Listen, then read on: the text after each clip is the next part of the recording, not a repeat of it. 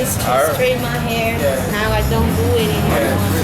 No, because I remember, because I had told her like when we first started talking, she had her hair straight, and like I said, she was still beautiful. But then she had sent me a clip of her because she was in that program, what you call it was like affirmative action here, and she was going like right now she's studying to be a judge. Oh boy, so, a judge? She's studying to be a judge. Oh boy. So she was part of the first quota system, and I saw an interview on her, and sometimes I still watch it. But she actually had her long curly hair, and I asked her, why did you change your hair? Why did you put chemistry in it? You didn't really need it. Your hair was fine the way it is. And so then that's when she decided to cut it and change it. And there was some growing pains when she did it, but now she kind of appreciates it. She appreciates it because it was short. She had cut it really short to get all the chemicals out of her hair. Yeah, my mother is a teacher. She always teach me how to accept myself, and how beautiful I am, how my people, improve this country, how my culture can be beautiful the way it is, what we brought to this world.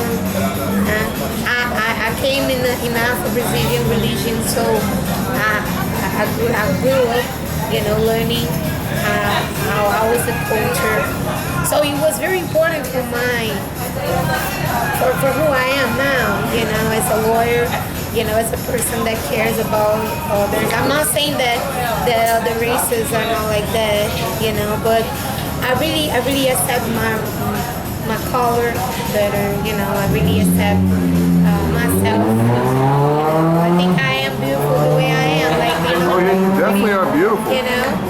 And absolutely. I accept my hair. I learned how to accept my hair. That's really made a very top choice.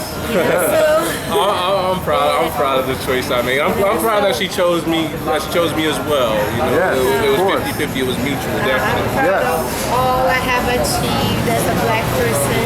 So I hope I could help. People being judged or not.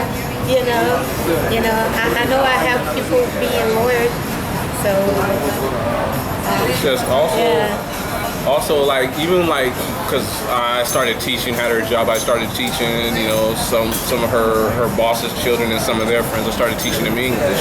And even when I go home, I start to see less of the relaxers, less of the weaves, and I start to when I'm in the van or on the bus, and you start to see more women sporting their natural hair here, whether it's curly or whether it's just fro style, Afro style. But they're starting to really, as she likes to say, the black power.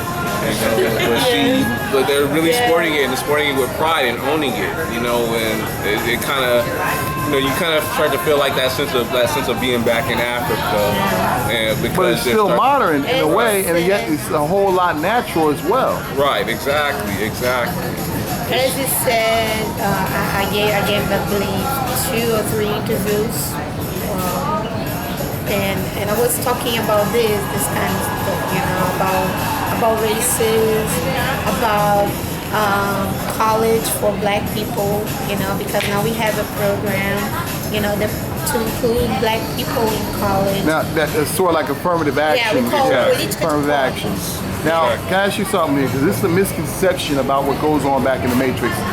I got to probably reboot to in about 4 minutes. I got 4 minutes of time left here.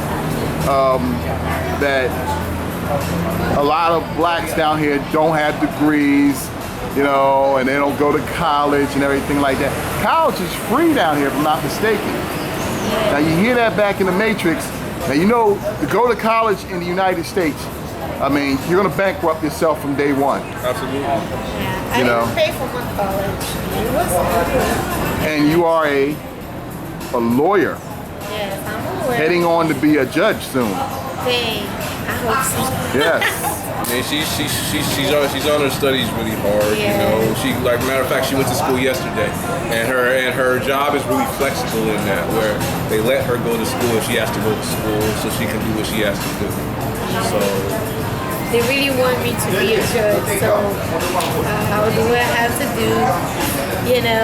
And if it doesn't happen, it's in God's I hands. believe it's going to happen. So, It's a matter of time. I do as well. I do as well. You know, I try to encourage her as much as I can. Like, you Now, can do it. let me ask you this question here, because, you know, now, I know it's with the business end and everything, but now you as a couple, now you've been married, what now, 3 weeks now? About two and a half weeks. 2.5 weeks.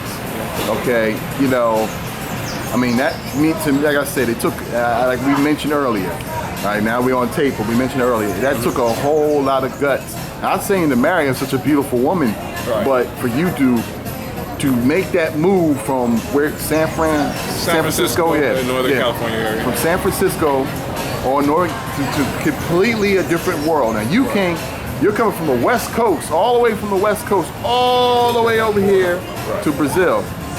And that right there, it took a lot. I mean, that's a life-changing move. It is, but like I said, when I first came down here, it was meant to be a surprise.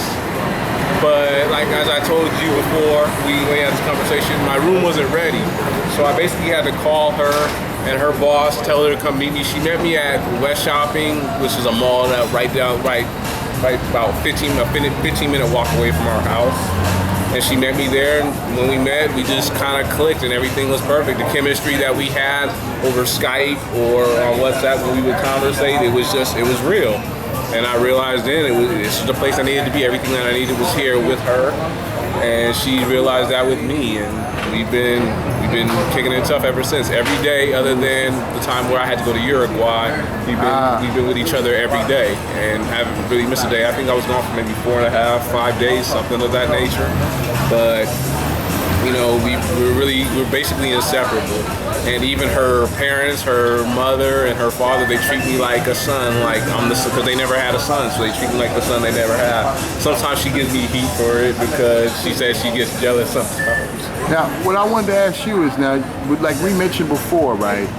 You said to your girlfriend, you had a couple of girlfriends or cousins or whatever, that didn't believe that that he was black.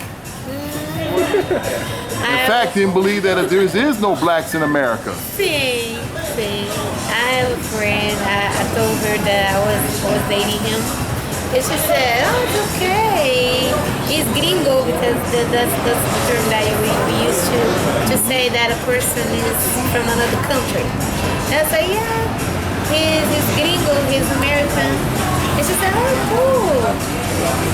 And, you know, when she met him, finally, she was like, he's black. I was like, yeah. I didn't know there are black people in America. You could probably say that for the same thing about down here.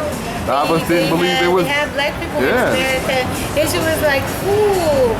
So she helped me since then. You know, she helped me with my wedding party and everything. You know, she's an angel, so she likes him. Yeah. She's a pretty cool person. Yeah. She's also, I believe she's available as well. Yeah. I mean, don't say it because she's in the group. Oh. Yeah. No, but she's a nice girl. Yeah, she's a lawyer too. Lawyer. Yeah, she's a lawyer. They kind of all flock together. You know, like her cousin's a lawyer. She has two cousins that actually go to law school right now and are studying to be a lawyer. Yes. So they kind of all together, and like I said, I've even had issues of race conversations with her father, and we talk about you know, the divide and how the more we all think that we're separate, you know, the more that it seems like we're all separate, the more that we're all the same. You know, as far as, you know, the struggles that we all face as black people, whether we're Afro-American, Afro-Brazilian, we all face the same struggles trying to make it in this world, trying to survive. So we've had this conversation as well. He's a pretty cool cat, and they have a really good relationship. So, and like I said, he's kind of embraced me and treats me like a son. So I'm happy for that. Okay, well, I'll tell you what. We are running out of film time here. We're going to do a part 2 of this interview, okay, with a couple, all right, Afro-American male, Afro-Brazilian woman, okay, all right, and we're going to ask a couple now, a married couple, my man Philly, all right, you know, Selena. Sim. See, we're going to pick this up in a few. This is Charles Tyler over at the Charles Tyler Show. Valeu!